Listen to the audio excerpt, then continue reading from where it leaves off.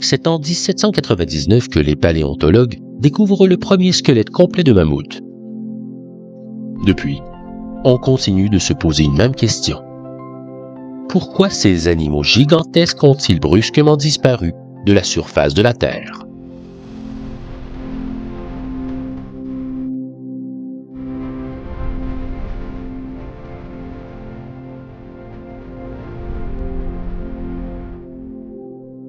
L'Arctique reste une des régions les plus mystérieuses du globe.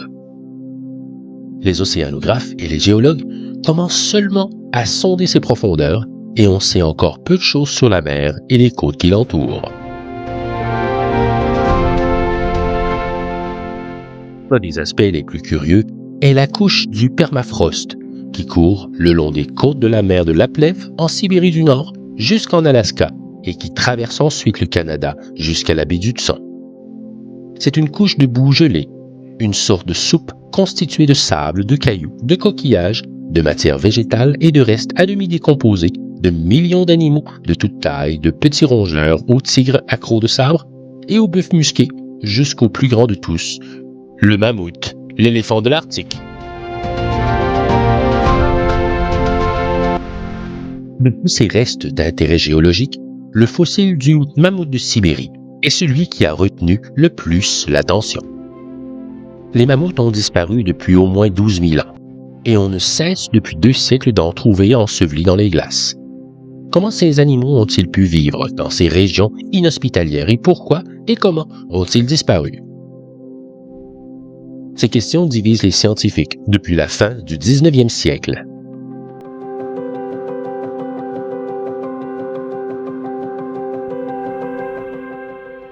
La date de l'apparition sur Terre de ces mastodontes reste incertaine. On sait seulement qu'ils prospérèrent pendant le Pléistocène, une ère qui commença il y a 2,5 millions d'années et qui se termina peu à peu près il y a 10 000 ans avant le début de l'ère chrétienne. Ils formèrent une des 3 espèces de la famille des éléphantidae, dont les éléphants d'aujourd'hui en font partie. La race que l'on appelle le Mammuthus meridionalis semble être originaire d'Europe et d'Asie. Il est sans doute l'ancêtre de l'éléphant actuel. Le Mammuthus imperator a vécu des milliers d'années au Canada et en Alaska avant de disparaître. Le mammouth de Sibérie est celui qui dura le plus longtemps. On a retrouvé des os fossilisés jusque dans le Wyoming et près du lac Michigan, alors que son habitat naturel était la Russie du Nord, surtout la Sibérie. On pense que des troupeaux d'au moins 50 000 têtes parcouraient ces immenses territoires à la recherche des quantités considérables de nourriture nécessaires à leur subsistance. Les quelques restes de mammouths retrouvés en Amérique du Nord appartiennent au type commun préhistorique. Ce sont principalement des restes de squelettes à différents stades de fossilisation et de détérioration. C'est en Sibérie que l'on a découvert les corps les plus complets. Ils étaient si bien conservés, congelés par la nature, que les défenses géantes étaient utilisées pour faire des ornements et des ustensiles de la vie quotidienne. Il y a au moins 2000 ans que les Chinois et les Mongols connaissent l'existence de ces dépôts d'ivoire souterrains. Au XIIIe siècle et au XIVe siècle, les marchands arabes se rendaient en Russie pour acheter les gigantesques défenses et ce commerce florissait à l'intérieur de la Russie. Au XVIe siècle, grâce aux grands de ce monde, comme Marie, reine d'Écosse, le jeu du billard se popularisa et l'ivoire devint très recherché. Ce que les Russes appelaient Mamontoïa Kotski, ou ivoire de mammouth, figurait en bonne place dans les échanges commerciaux entre l'Angleterre, la France et la cour de Saint-Pétersbourg. Curieusement, personne ne connaît l'origine exacte du terme mammouth. On sait cependant que certaines peuplades sibériennes utilisaient le mot mamat. On suppose que c'est une déformation de Behemoth que l'on trouve dans le livre de Job. Les chasseurs sibériens qui cherchaient et transportaient cet ivoire précieux à travers les étendues glacées croyaient qu'un rat géant, aux dents immenses, vivait sous terre et venait mourir à la surface. Cela aurait été une terrible malédiction d'en rencontrer un vivant. Les énormes boîtes crâniennes et les longs os donnèrent naissance à une autre croyance populaire. on en fit les restes de géants qui auraient habité la Terre avant le déluge, des créatures mi-bêtes, mi-hommes que Noé aurait laissées derrière lui. C'est un diplomate hollandais du nom de Ever Hysbrandides qui, le premier, fit la relation entre la mammouth de Sibérie et l'éléphant actuel.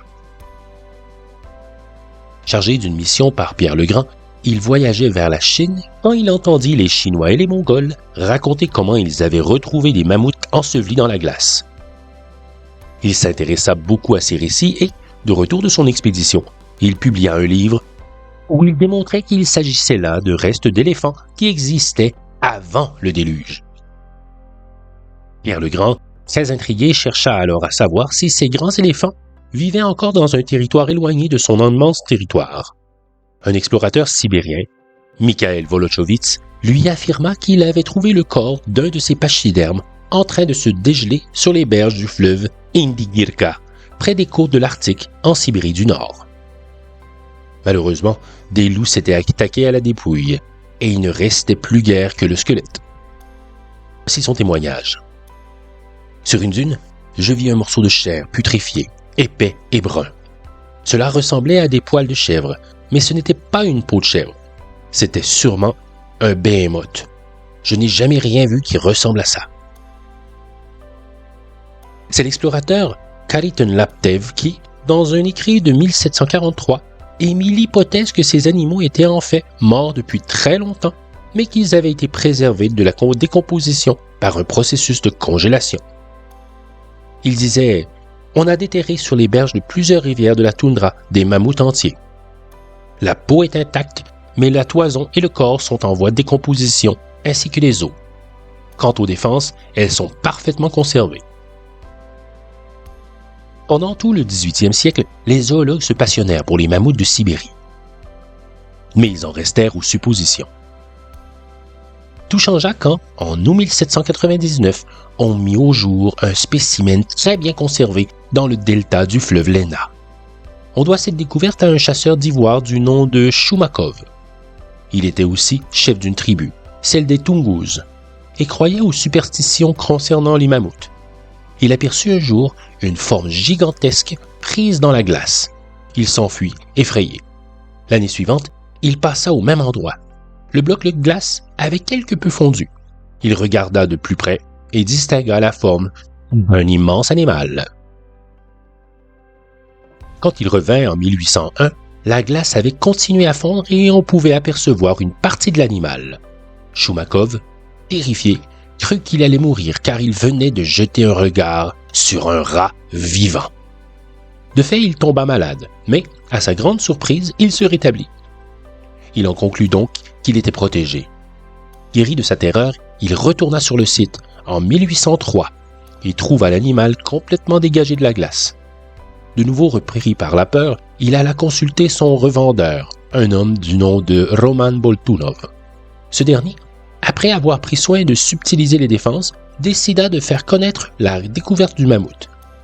Il en exécuta un croquis qu'il envoya au professeur Mikhail Ivanovich Adams de l'Académie des sciences de Saint-Pétersbourg. Devant l'importance de cette découverte, le professeur Adams mit immédiatement sur pied une expédition. Quand ils arrivèrent sur place, l'animal n'était plus intact. Les loups avaient dévoré la partie qui n'était plus protégée par la glace, la trompe et la patte de devant. Heureusement, le crâne n'avait pas souffert. Il était toujours recouvert de peau et une oreille, l'œil gauche ainsi que la plus grande partie du cerveau s'étaient bien conservés. Le côté encore congelé était presque complet et la peau, à longs poils, gisait sous le corps. En prenant de multiples précautions, Adams démembra le cadavre pour pouvoir le ramener à Saint-Pétersbourg. Il fallut 10 hommes pour soulever le corps. La toison rousse, qui se détacha d'elle-même, ne pesait pas moins de 17 kilos. Quand il eut racheté les défenses à Boltunov, Adams envoya le tout à Saint-Pétersbourg. Grâce à ce spécimen, il démontra définitivement que ces mystérieux animaux, pris dans les glaces, étaient les ancêtres des éléphants. Mais d'autres questions restaient sans réponse. Pourquoi ces créatures avaient-elles disparu? L'espèce était-elle d'ailleurs vraiment éteinte? Comment en effet expliquer qu'un animal mort avant le déluge puisse être si bien conservé? Ce n'est qu'un siècle plus tard que la découverte d'un autre spécimen, le mieux conservé qui ait jamais été découvert, apporta quelques éclaircissements supplémentaires. En 1900, un groupe de chasseurs remarqua qu'un glissement de terrain s'était produit sur les rives de la Berezovka, un affluent de la Kolyma dans la province de Yakoutsk en Sibérie du Nord. La tête et les épaules d'un mammouth émergeaient du sol gelé. Les chasseurs s'emparèrent d'une défense afin de rapporter leur découverte au gouverneur de Yakoutsk. Ce dernier fit aussitôt monter la garde auprès de l'animal et informa l'Académie des sciences de Saint-Pétersbourg. Otto Hertz, chef du département de zoologie de l'Académie russe des sciences, monta alors une expédition. Il était accompagné d'un géologue et d'un naturaliste réputé. Après un voyage de plusieurs mois à pied et à cheval, ils arrivèrent sur les lieux. Les animaux sauvages avaient un peu endommagé la peau de la tête et une patte avant, mais le mammouth était dans l'ensemble en très bon état, toujours gelé dans le permafrost. Entamant la boue glacée avec des outils en acier spécialement étudiés pour ce travail, les experts réussirent à délivrer le cadavre de sa tombe antédiluvienne. Ils eurent cependant à faire face à un problème majeur. L'odeur insupportable de putréfaction qui envahit les lieux dès que le corps fut dégagé de la glace. Malgré tout, le naturaliste réussit à disséquer le mammouth en prenant bien soin de ne pas endommager la peau. Il conserva ainsi les organes mous qu'il plaça dans des conteneurs spéciaux pour pouvoir les examiner plus tard. Quand il disséqua la peau des pattes arrière, il trouva une viande rouge sombre qui ressemblait à de la viande de bœuf.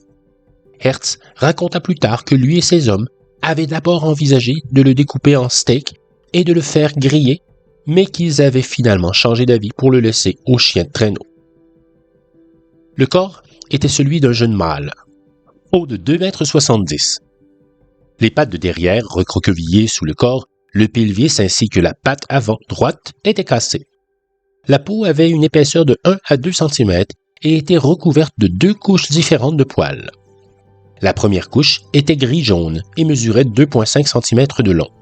Les poils de la couche supérieure étaient emmêlés. Ils étaient de couleur rousse et longue, de 15 cm. Sous la peau, on trouvait une couche de graisse épaisse d'environ 10 cm. Elle était beaucoup plus importante dans la région du poitrail, ce qui provoque cette bosse caractéristique que l'on voit dans les dessins de mammouths des hommes préhistoriques. Beaucoup plus tard, la datation au carbone 14 démontra que le mammouth de Berezovka et le mammouth d'Adams étaient tous deux morts il y a environ 30 000 ans.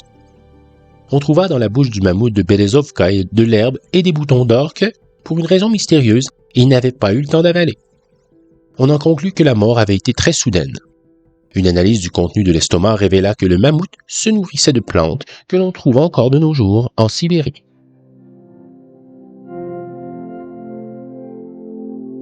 Mais se pourrait-il que des mammouths aient survécu? Grâce au mammouth de Berezovka, les zoologues apprirent beaucoup sur cette espèce disparue. Cependant, un fait demeure mystérieux. L'herbe et les fleurs que l'on retrouva dans la bouche du mammouth indiquaient que la mort avait été soudaine. Que s'était-il passé exactement? L'autopsie fournit l'explication. Une analyse précise du contenu de l'estomac décela la présence d'herbes, de différentes sortes de mousses et de lichens, ainsi que des branches vertes de pin et de sapin de la toundra. Certaines graines montrent que l'animal trouva la mort en automne. Les boutons d'or non mâchés prouvent que tout se passa très vite. Voici comment les géologues reconstituèrent l'incident. Le mammouth devait être en train de paître en toute tranquillité quand il avança sur une couche de glace trop mince. Il s'effondra dans un ravin, se cassant la patte et le pelvis. Les tonnes de neige et de boue liquide qui s'abattirent sur lui à mesure qu'il se débattait l'étouffèrent. Il est intéressant de noter que dans certaines parties du corps, le gras, normalement à demi-liquide, se figea en une sorte de graisse fine. Ce processus, que l'on connaît scientifiquement sous le nom de changement adipocère, une fois établi, devient permanent. Il se produit quand un corps, animal ou humain, se trouve immergé ou enterré dans un milieu humide. On a trouvé depuis d'autres mammouths, ensevelis dans la ceinture du permafrost. En 1948, en Alaska, on dégagea la tête et le poitrail d'un bébé mammouth, et au cours de l'été 1977, lors de la construction d'une route dans la région de Yakoutsk, on découvrit un jeune mammouth de 6 mois en meilleur état de conservation que celui que l'on avait déjà découvert dans la région. Comme sa trompe était intacte, les spécialistes remarquèrent à son extrémité 2 sortes de doigts. Il s'en servait vraisemblablement pour saisir des objets de petite taille à la manière d'un éléphant actuel, à moins qu'il ne l'ait utilisé pour empêcher le froid de lui pénétrer dans les naseaux. On établit que le mammouth de 1977 était mort de la même façon que le mammouth de 1900. Hertz pensait d'ailleurs que la plupart des mastodontes avaient péri dans de pareilles circonstances. Hypothèse que beaucoup rejettent. Il peut sembler assez peu scientifique de généraliser de cette façon.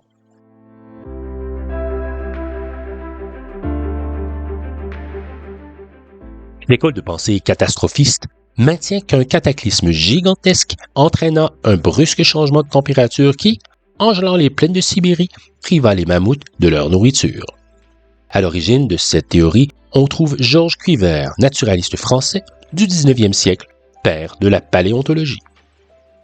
Cependant, les paléontologues modernes réfutent cette hypothèse, car elle repose sur une erreur fondamentale.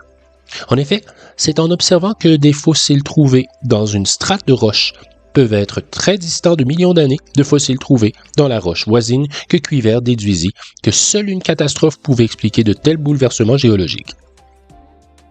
À son époque, on n'avait pas encore démontré que les éruptions volcaniques ou autres pouvaient enchevêtrer les strates de cette façon. Par ailleurs, depuis la disparition des mammouths, on n'a jamais eu connaissance de tels bouleversements géologiques en Sibérie et, comme Hertz le fait remarquer, la végétation n'a guère changé depuis le jour où le mammouth de Berezovka trouva la mort en mangeant des boutons d'or. L'explication la plus vraisemblable semble résider dans une succession d'hivers particulièrement rigoureux. Animaux migrateurs, les mammouths parcouraient lentement les grandes plaines vers le sud en hiver, vers le nord en été. Ils se servaient très certainement de leur défense si curieusement recourbée pour gratter la neige et dégager l'herbe et le lichen. Leurs toisons laineuses, leurs petites oreilles et leurs bosses de graisse leur permettaient de s'adapter à un froid extrême. On peut pourtant envisager que, lors d'un hiver rude ou d'un printemps glacial, ils se soient trouvés avec l'impossibilité de creuser assez profondément dans la neige pour trouver leur nourriture. Si de telles conditions s'étaient reproduites pendant des dizaines ou des centaines d'années, on comprendrait que les troupeaux aient finalement disparu. Les faits viennent confirmer cette hypothèse. Dans le bulletin de la Société géologique d'Amérique, Robert Bell expliquant en 1898 comment les rennes de l'île de Akkatok, dans la baie d'Ungava au Canada, disparurent dans des circonstances semblables à celles que l'on vient de décrire. Il disait « Pendant un hiver particulièrement rigoureux, la couche de neige était plus importante qu'à l'ordinaire et la pluie se mit à tomber. Fait sans précédent. Une couche de glace résistante recouvrit le sol et la neige. Les rennes se trouvèrent dans l'impossibilité de se nourrir. En conséquence, l'espèce entière périt et l'île ne se repeupla jamais. S'il n'avait pas existé d'autres rennes, l'espèce aurait maintenant totalement disparu. Qui plus est, Bell rappelle qu'on a retrouvé un nombre important d'os de mammouth le long des côtes de Sibérie, tout particulièrement dans les embouchures de la Lena et d'autres fleuves. Il fait remarquer qu'avant que le bison ne soit décimé par les chasseurs, de nombreux troupeaux se noyaient en essayant de traverser des rivières gelées alors que la couche de glace était trop mince pour leur poids. Ceci a donc pu se produire pour les mammouths dont le poids était encore plus important. Une autre théorie met en cause l'homme préhistorique qui, grand chasseur de mammouths, serait responsable de l'extinction de l'espèce. Mais c'est peu vraisemblable. Toutes ces théories tentent d'expliquer pourquoi et comment le mammouth disparurent de la surface de la Terre. Mais ont-ils vraiment totalement disparu? La grande forêt sibérienne, la taïga, s'étend sur 7 770 000 km².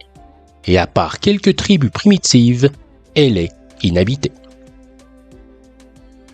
En 1581, Ermak Timofeïevitch, capitaine d'une bande de Cosaques, fut envoyé en Sibérie au début de la conquête de cet immense territoire par la Russie. Il affirma avoir aperçu un grand éléphant poilu à l'est des monts Oural.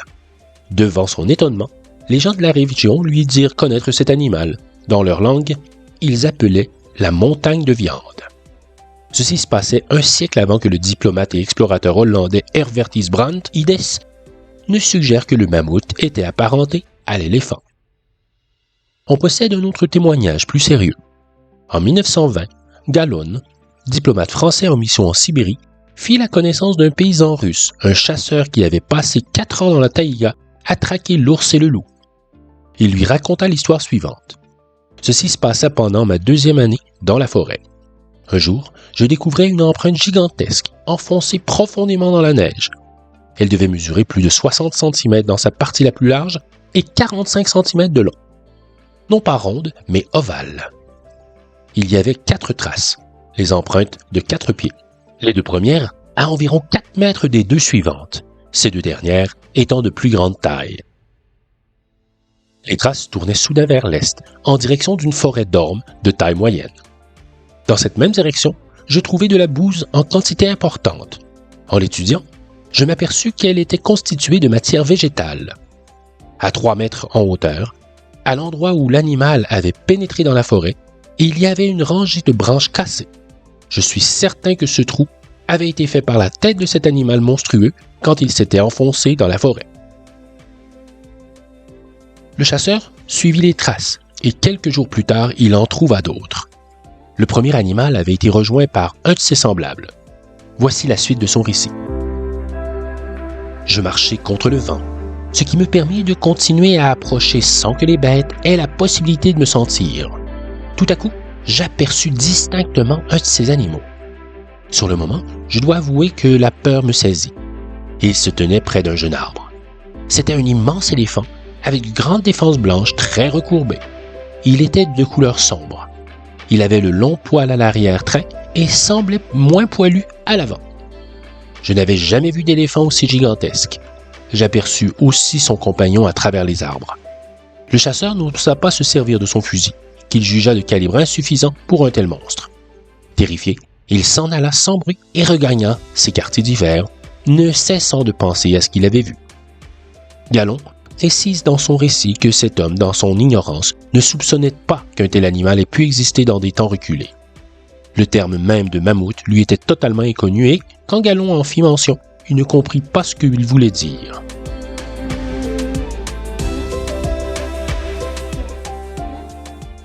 Étant donné que personne n'a jamais pu expliquer d'une façon satisfaisante pourquoi les mammouths ont disparu, étant donné aussi que leur nourriture de base existe toujours en Sibérie et qu'enfin on peut tenir compte du récit de Galon, il n'est pas impossible qu'un petit nombre de ces géants errent encore dans les vastes forêts inexpliquées de Sibérie.